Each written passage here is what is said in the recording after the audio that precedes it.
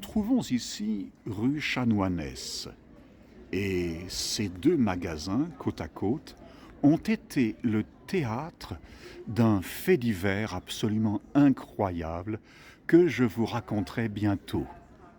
Hé hé hé. Bonjour, bienvenue sur ma chaîne. À l'occasion de ma dernière vidéo, j'avais annoncé une histoire bien horrible pour cette 202e, oui, leçon de français.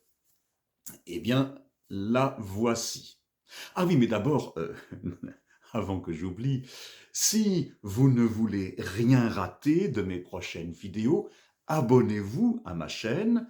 D'abord, ça me ferait très plaisir. Et puis, peut-être que ce serait intéressant pour vous, si vous apprenez le français ou si la France vous intéresse, ou si mon travail vous intéresse aussi. Et en plus, c'est gratuit, comme vous le savez certainement déjà. Et si vous voulez rater quelque chose, eh bien, faites ce que vous voulez.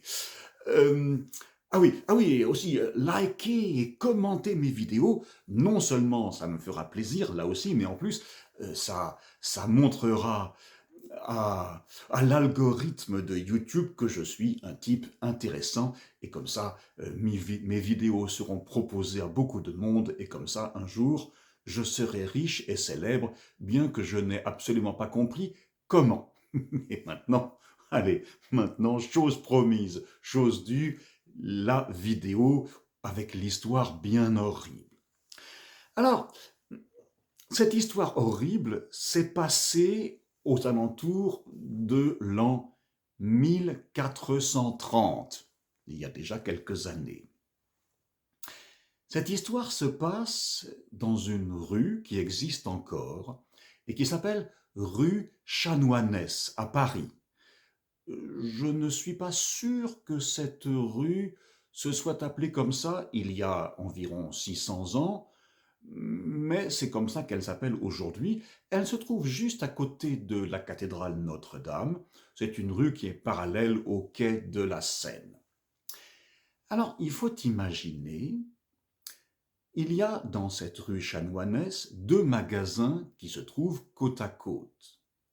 L'un des deux magasins est tenu par un barbier, c'est le nom de l'époque qu'on donnait aux coiffeurs. D'ailleurs, les barbiers avaient d'autres activités que celles de coiffeurs. Entre autres, c'était eux qui parfois arrachaient des dents. Et puis à côté, il y avait un charcutier, un boucher charcutier.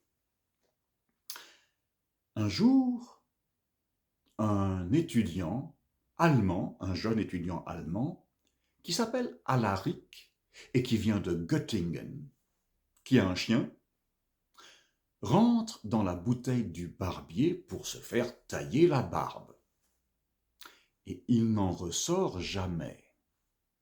Mais le chien, lui, il est devant la boutique du barbier et il se met à aboyer. Le chien aboie comme un fou pendant non seulement des heures, mais des journées entières. Le chien va aboyer pendant 5 jours et 5 nuits d'affilée. De temps en temps, le barbier sort de sa boutique et essaie d'attraper le chien, mais bien sûr, le chien, lui, il est prudent, il part en courant et quand le barbier a renoncé à l'attraper, eh bien le chien revient et recommence à aboyer comme un fou. À un moment, ceci, quand même, finit par intriguer les sergents de ville. Les sergents de ville, ce sont les ancêtres de nos policiers. Les sergents de ville entrent dans la boutique du barbier, lui posent quelques questions et tous les policiers de toutes les époques et de tous les temps ont un nez. Et le comportement du barbier, les réponses du barbier, les intriguent, les étonnent un peu. Ils continuent à poser des questions et puis ils inspectent un petit peu la boutique et ils tombent sur une trappe. Il y a à l'arrière de la boutique une trappe.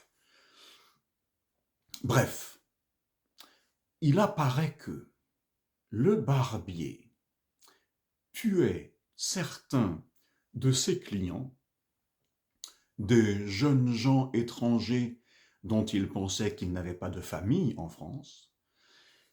Il les tuait avec son rasoir, tchac.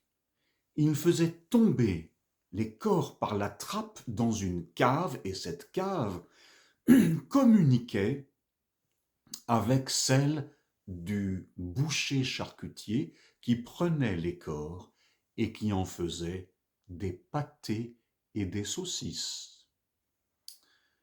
Finalement, le barbier et le boucher charcutier avouent leur crime et ils seront brûlés très peu de temps après avoir avoué, ils seront brûlés vifs dans des cages en fer.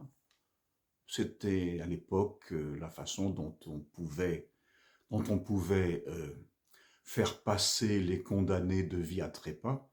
Je suis content de vivre à une autre époque, bien que je n'ai jamais apprêté un cadavre d'être humain pour en faire du pâté. Et les deux boutiques seront fermées pendant 100 ans. On prétend que le roi aimait beaucoup les pâtés de ce charcutier, mais on dit aussi que certains Parisiens qui avaient appris qu'ils avaient mangé de la chair humaine, certains Parisiens se seraient suicidés à cette annonce. Je racontais un jour cette histoire devant les deux magasins et il y avait un couple, enfin d'ailleurs non, deux jeunes femmes, d'ailleurs peut-être un couple, deux jeunes femmes avec des types asiatiques qui étaient en train de déguster une glace assises à une table devant le magasin. Et je pensais qu'elles ne comprenaient pas. Et je racontais cette histoire à des participants à mes cours, et quand j'ai dit que le boucher faisait des pâtés des cadavres, il y en a une qui a fait « Ah !» comme ça. Eh bien, j'espère que ce n'est pas la réaction que vous avez eue en écoutant cette histoire. Merci de votre attention. À la prochaine fois. Au revoir.